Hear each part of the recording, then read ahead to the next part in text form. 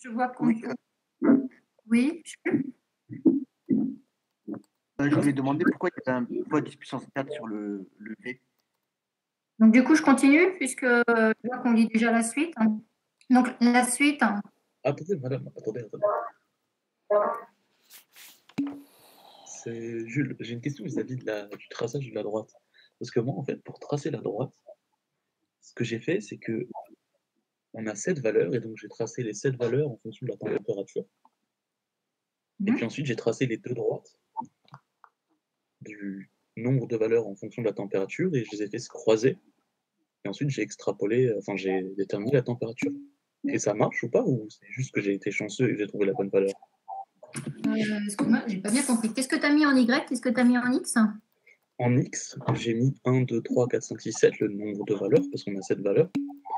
En X, en Y, j'ai mis ensuite la température, qui va de 490 à 500 et quelques. Donc, ouais, en Et Y. ensuite, ce que j'ai fait... TF ou TC? Et ensuite, j'ai... Comment? Excusez-moi, j'ai pas En entendu. Y, tu as mis TF ou TC? J'ai mis juste la température, ça n'a rien à voir avec TF ou TC. Et puis ensuite, j'ai tracé j'ai mis en X, vu que j'ai 1, j'ai mis un point à 490 pour ma courbe TC. Et puis ensuite, j'ai tracé ma courbe TC comme ça. Puis ensuite, j'ai tracé ma courbe TF et je les ai fait se croiser. Mais je ne sais pas si j'arrive à bien m'expliquer, en fait. Donc, moi, ça me paraît pas correct. On peut... Enfin... Il en a parole. Oui, madame. En gros, j'ai fait comme Jules aussi. En fait, j'ai fait les deux méthodes. Et ça marche. En fait, en gros, en abscisse, on met de 0, 0, 1, 2, 3, 4, 5, 6. Et on trace à la fois TC et TF en fonction de l'abscisse. Et du coup, bah, on prolonge en fait les deux courbes, TF et TC, et trouver l'intersection entre les deux.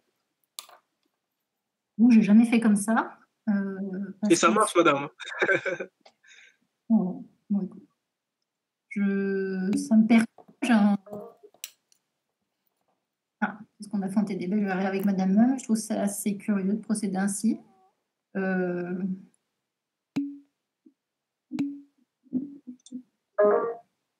Non, en TD, TR. Madame? Oui.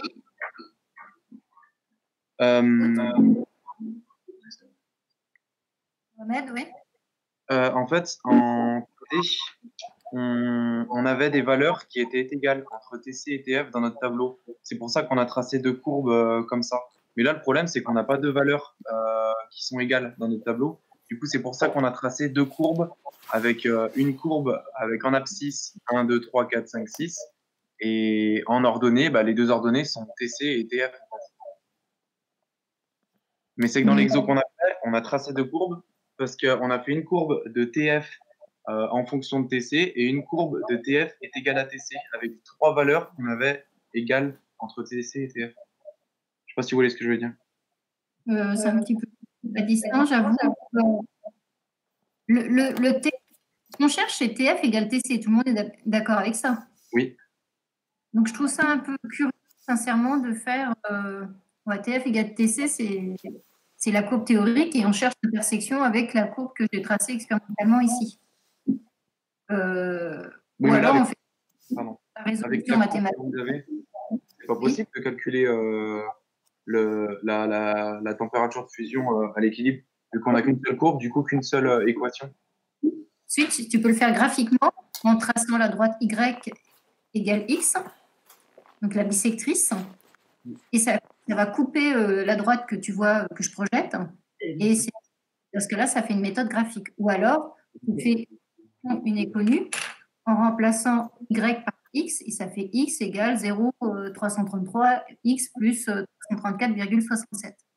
Ouais, je vois pas du tout votre méthode, mais c'est pas grave. Mais du coup, si en partiel, on fait notre méthode et qu'on trouve 502, qui est la valeur à trouver, ou 501 degrés, est-ce que c'est accepté?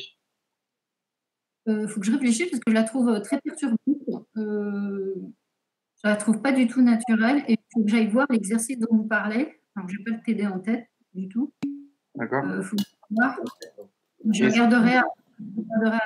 Écoutez, si ça marche, j'ai envie de dire oui, mais je la trouve très bien. Pour moi, l'abscisse 1, 2, 3, 4, 5, 6, 7 ne représente rien. Oui, mais les 1, 2, 3, 4, 5, 6, 7, c'est ce qui nous permet de tracer nos deux courbes. Et en soi, c'est des valeurs qu'il y a dans le tableau. Donc, enfin, c'est pas des valeurs qu'il y a dans le tableau.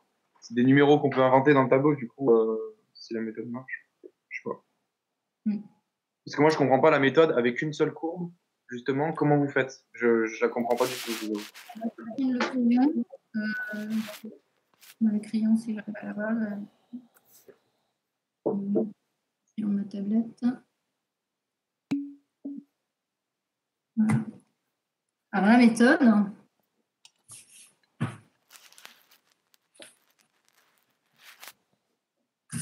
J'ai perdu mon crayon.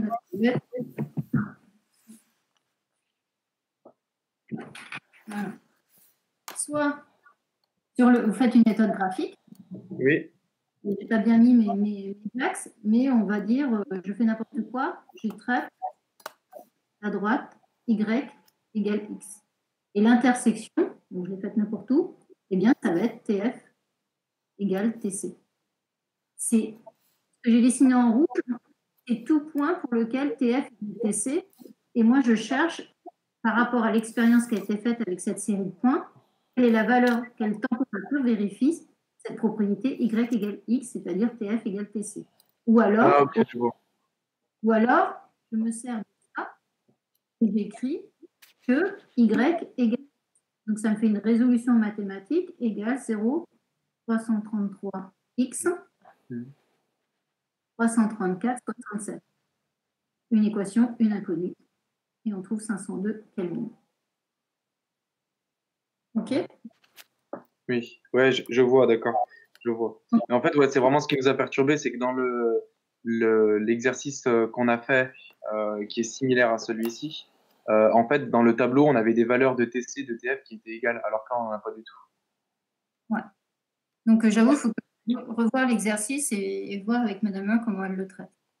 Mais je trouve ça périlleux de mettre mon Y comme si c'était un histogramme de ce que vous faites. D'accord, je comprends. Ça marche, merci. Ok. Bon, on avance sur peut-être la suite qui va être plus difficile. Donc après, enfin difficile. C'est peut-être l'heure de la pause. Non, on va faire la pause et on reprend tout de suite après. D'accord? Allez, on fait un quart d'heure de pause.